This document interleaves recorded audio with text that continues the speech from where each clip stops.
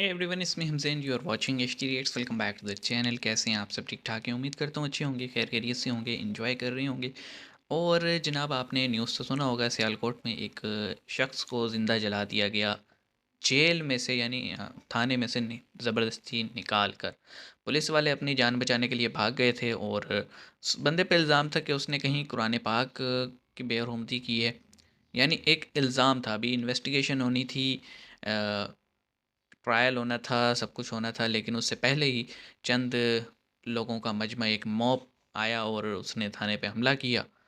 Police अपनी जान बचा के निकल ली और बंदे को पहले ज़िंदा मारा गया और मार मार के अधमरा कर दिया गया और उसी हालत में जला दिया गया। तो ये जो हमारी सोसाइटी एक शिद्दत पसंदी की तरफ जा रही है, वो फिर हम जब ये कहते हैं ना कि मतलब मस्जिदों में बम ब्लास्ट क्यों हो रहे हैं, तो उसका एक रीज़न ये भी है कि हमारी सोसाइटी में ही जो है ना एक टॉलरेंस की कमी आती जा रही है। हम खुद ही जज बन जाते हैं, खुद ही अदालत लगा लेते हैं और कहीं ना कहीं इसमें हमारे कानून नाफिज करने वाले इदारों का ही फॉल्ट है कि मतलब अगर आप फेयर ट्रायल और रैपिड सिस्टम लेकर आते तो इस तरह के सीन ना देखने को मिलते। बहरहाल वीडियो है जनाब, man burned alive over blasphemy in Pakistan while India is helping Turkish people.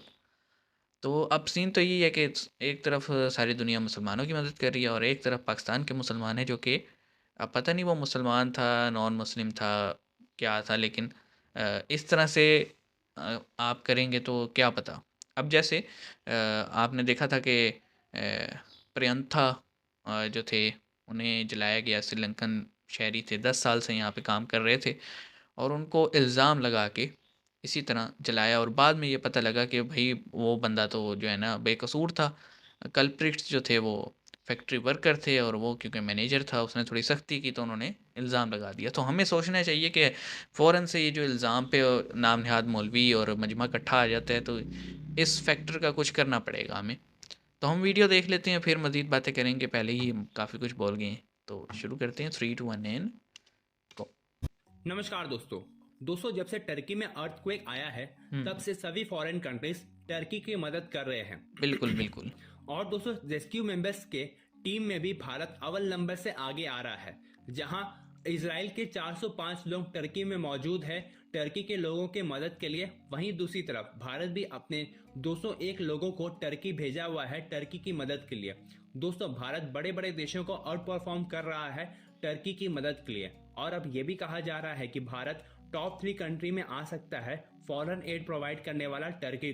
वहीं दोस्तों, दूसरी तरफ टर्की की पॉलिटिकल हालत देखी जाए तो इस वक्त प्रेसिडेंट एर्दोगान के खिलाफ उनकी जनता से नफरत दिखाई जा रही है और टर्की के लोग इस वक्त मन बना चुके हैं एर्दोगान को टर्की की गद्दी से हटाने का। और इस चीज का फायदा भारत को भी काफी ज्यादा होने वाला है, क्योंकि आप सब जानते हैं एर्दोगान एक एंटी इंडिया सोच रखने वाले नेता थे।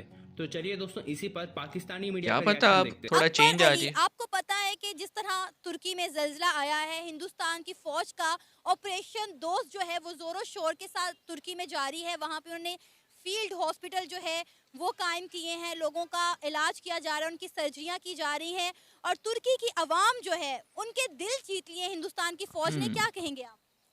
देखें जी, हमसे तो उनको उम्मीद भी नहीं थी। अगर ये चले भी जाते तो इन्होंने क्या करना था? वो तो तंग ही इनसे डर करना था जाते उन्हें। कि शायद ये अपने लिए मांगने आ गए हैं। तो इंडिया वाले कर रहे हैं। वहाँ भी देखें, मुसलमान आबादी भी है, उनके अंदर भी दर्द है, हुकूमत में भी हैं। यार तो ज़रूरी नहीं है, ये तो इंसानियत इंसानियत के का लिए मसला है। मुसलमान आबादी ये कोई होना हिंदू का लाज़मी मसला नहीं नहीं है। है, कोई सिख का मसला नहीं है, जी। ईसाई का मसला नहीं है। ये तुर्की में जब भी पाकिस्तान में कोई आफत आई है, सबसे पहले तुर्की वाले यहाँ पहुँचे हैं। 2008 में जो ज़लज़ला आया था, यकीन करें, हम बालाकोट पहुंचे, हमसे पहले तुर्की वाले वहां पहुंचे हुए थे हमारे, और जाते ही वो फील्ड में काम कर रहे थे। तो इनको तो शर्म आनी चाहिए थी कि भाई ये दौरे की बातें कर रहा है शबाश जी कि मैं दौरा करने आता हूँ। उन्होंने मना कर दिया है, उन्होंने कहा कोई ज़रूरत नहीं है आपको यहाँ पे दौरे के लिए आने की, क्योंकि इस वक्त हम जो है ज़लज़ले से निपट रहे हैं, उसके असरात जो है हम उनसे अभी तक गुजर रहे हैं। ये तो वही बात होती है ना। देखें, कोई एक अमीर आदमी अपनी मुसीबत में हो तो कोई गरीब आ रहा हो तो उसको मना ही करते हैं ना, भाई तुम मेरे घर ना आई, मैं तो अपनी मुसीबत में हूँ। उनको तो हाँ। पता है कि ये तो उल्टा को हमसे ले लेगा, कि हमें कोई अपना रोना सुना के और ले लेगा। इस टाइम उनके पास देने को तो कुछ नहीं है। जब इंसान किसी को देता है, जिस तरह इंडिया ने अपनी आर्मी भेजी है, सब कुछ किया है, तो पाकिस्तान को भी पहल करनी चाहिए थी। इन्होंने कौन से जहाज में अपनी आर्मी बिठा दी थी, कौन से फील्ड हॉस्पिटल बिठा दिए थे, क्यों जी हाँ, तुर्की ने इन्होंने इनको मना कर दिया पाकिस्तान है। ने बड़ी देर इन्होंने तो बाद कुछ भी भेजी नहीं थी। किया, इन्होंने तो अफसोस भी बड़ी देर से किया है। और अगर इंडियन ये कर रहे हैं तो वो इंसानियत के लिए कर रहे हैं, और अल्लाह पाक उनको कामयाब करे। और वो अब मेरा ख्याल है कि अगर पाकिस्तान के ताल्लुकात अच्छे होते तो जो 2000 अभी सैलाब आया था तो इंडिया शायद यहाँ भी आता, मगर उनको ये मौका ही नहीं देते, उनसे दोस्ती नहीं करते, उनकी देख लें जी, बदखोई करते हैं, हमारी उनकी पब्लिक बुराई करते हैं, मगर उनका ऐसी भी है मुकाबला नहीं थोड़ी। कर सकते। आपको पता है अब तक इंडिया के 6 जहाज तुर्की पहुंच चुके हैं इमदाद लेकर, जिसमें मेडिसिन शामिल है, सर्जरी का सामान जा है, इसके अलावा उनके पास रेस्क्यू टीम्स है, डॉक्टर्स हैं। इतनी ज्यादा इमदाद उन्होंने भेजी, 6 अब तक पहुंच चुके और अभी भी उनकी मदद जारी है। हाँ, तो बस पाकिस्तानी कौम तो बहुत अच्छी है। अगर ये मतलब है कि अगर हमें यकीन हो ना कि तुर्की वालों को मिल जाएगा, तो हम इसने जो रिलीफ अपना अकाउंट बनाया है शहबाज शरीफ ने, तो हम इसको पैसे दें, मगर हमें पता है कि ये अब इसकी जेब में ही जाने हैं, अब आप तो ये इसने आगे देखें पहुंचाना ही नहीं है, क्या फिर हम क्यों क्या दें? लेवल आ गया ठीक है है, इसलिए नहीं पाकिस्तानी देते। सोच और और देखें, अगर अवाम की इस सोच और मुश्किल हुकूमत घड़ी की उसमें में सबसे पहले पाकिस्तान को ट्रस्ट इसके डेफिसिट साथ है खड़ा और होना कुछ चाहिए नहीं। था। चाहे इनके पास कुछ भी ना होता, आना ना होता, जाके खड़े तो होते, रेस्क्यू टीम तो 1122 तो भेजते भेजते पैसे देने तो बड़ी, उनको कोई पैसों की तो जरूरत नहीं है, वो तो उनकी डेड बॉडियां इस टाइम उठानी है, जो जख्मी है उनको मरहम पट्टी करनी है। तो इनका तो इन पे तो कोई सगा भाई इतमाद नहीं करता। जब यहाँ के लीडर हमारे डॉक्टरों पे इतमाद नहीं करते, हमारे लीडर जो है बाहर जाके इलाज कराते हैं, तो हमारे डॉक्टरों से वो कैसे इलाज कराएंगे? अगर ये जाते भी तो इनसे कोई किसी ने बात ही नहीं करनी थी। ये अच्छा हुआ नहीं कि जलील होके आते। तो इंडिया का इस टाइम चौथी 5वें नंबर पे जा रहा है, और उसका इतमाद है, पूरी दुनिया उस पर इतमाद करती है। जो भी वो काम कर रहा है सही कर रहा है, चाहे वो हिंदू है, सिख है, उनका मजहब है, ठीक है, इंसान है। तो हम तो जो भी तुर्की से मुआहदे करते हैं उस पर पासदारी नहीं रखते। हम सगे बाप से भी हम मेरे ख्याल वादा में करते हमने हैं तो पूरा सारी नहीं करते, कंट्रीज के तो साथ ही हम पे यही किया कौन हुआ है इत्मीद करेगा?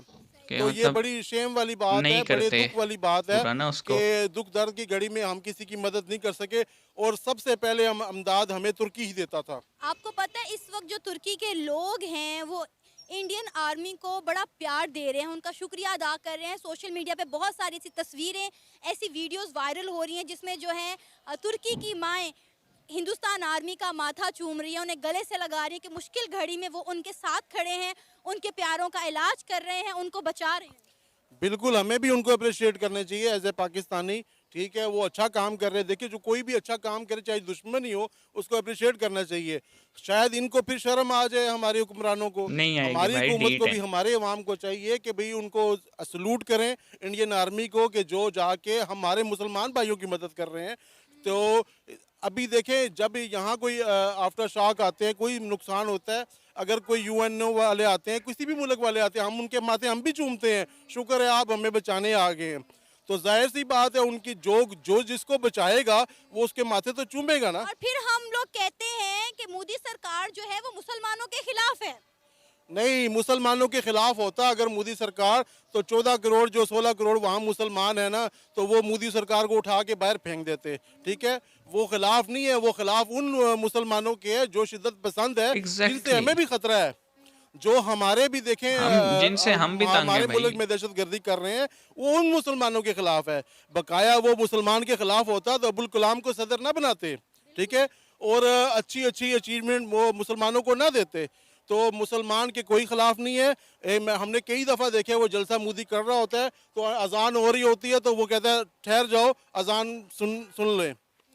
ओके, तो ये वैसे पूरा जो वीडियो है ये टर्की में जो तुर्किया में जो अर्थक्वेक है उसके बाद जो रिलीफ एफर्ट्स इंडिया की तरफ से हैं, एनडीआरएफ जो महकमा है उसकी तरफ से हैं, उसके ऊपर था। और सिर्फ एक कंपैरिजन के लिए टाइटल लिखा गया था कि पाकिस्तान में जो है वो शिद्दत पसंदी से एक आदमी को जला दिया गया जस्ट इसलिए कि उस पर अभी इल्ज़ाम था। प्रूफ की तो बात की बातें हैं ना, हुआ था नहीं हुआ था वो तो सब बात की बात है। लेकिन और ये चीज़ ज़्यादा जो है ना ये इन्हीं इलाकों में हो रही है, सियालकोट, ननकाना, गुजरांवाला, गुजरात, इस पट्टी पे ज़्यादा हो रहा है क्योंकि यहाँ शायद जहलुम, ये यहाँ पे होल्ड मौलवियों का थोड़ा ज़्यादा है, ठीक है। और अभी क्या ही बोलें यार,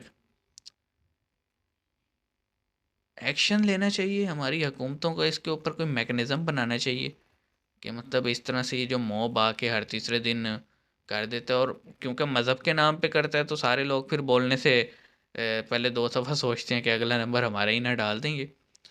और बिल्कुल सही बात है जी, तुर्किया जो है उन्होंने तुर्किया ने ये जो रिस्पॉन्स देखा है इंडियंस का, इससे एक चेंज आएगा उनकी उनकी मेंटालिटी में, उनकी सोच में, और उनकी जो मामलात हैं इंडिया के साथ उसमें। क्योंकि देखें, माड़े टाइम में जो हाथ आगे आता है ना उसको हर कोई याद रखता है, कोई भी हो, उसका कोई इससे ताल्लुक़ नहीं होता कि आपका मज़हब क्या है, कौम क्या है। ये एक नेचुरल ह्यूमन आप कह लें हमारी खसलत है कि बुरे टाइम में हम याद रखते हैं हमारी मदद किसने की थी और हमारे ख़िलाफ़ कौन था। और वो फिर जो बड़ी बड़ी दोस्तियाँ और बड़ी बड़ी दुश्मनियाँ बनती हैं ना, वो इसी फैक्टर पे बनती हैं जाके। तो आने वाले वक्त में काफ़ी कुछ चेंज होगा। बाकी जी जो लोग इस दुनिया में नहीं रहे, हम तो यही कहेंगे कि उनका आगे का सफ़र आसान हो। और इसी के साथ एंड करते हैं वीडियो को। और एक बात हम कहना चाहेंगे कि इन्होंने लास्ट में बात की थी कि सना अमजद कह रही थी कि मोदी साहब ऐसे हैं वैसे हैं, लेकिन उस बंदे ने क्लियर जवाब दिया कि भाई देखो, कोई भी कोई भी एक फैक्टर, एक कम्युनिटी के जिसके चंद लोग बात बात पे जो है ना अलग होने की, या फिर ये हर वक्त कहना कि हम पे जुल्म हो रहा है, या फिर ये कहना कि जनाब हमें स्पेशल राइट्स दिए जाएं, और as a pressure group act करे, उस पर तो कार्रवाई होनी चाहिए। वो फिर कहीं के भी हों, होनी चाहिए। तो मिलते हैं नेक्स्ट वीडियो में, अपना ख्याल रखिएगा, सी यू गाइस।